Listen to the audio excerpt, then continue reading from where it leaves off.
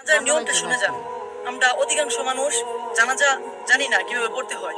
আর এই ভিডিওটা একটু বেশি বেশি শেয়ার করবেন, যে আপনার জন্য একজন মুসলমান ভাই জানতে পারে কিভাবে জানাজার নামাজ পড়তে হয়।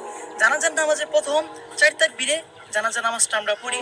প্রথম তাকবীরে আমরা সানা পড়বো, নামাজে যে ছানাটা পড়ি ওই ছানাটাই পড়বো, কিন্তু একটু একটা আয়াত এটা বেশি পড়বো, ওয়াজাল্লা সানা উকা, এই আয়াতটা একটু বেশি পড়বো। আর এরপরে একটা তাকবীর দিব, প্রথম তাকবীর শেষ হলো।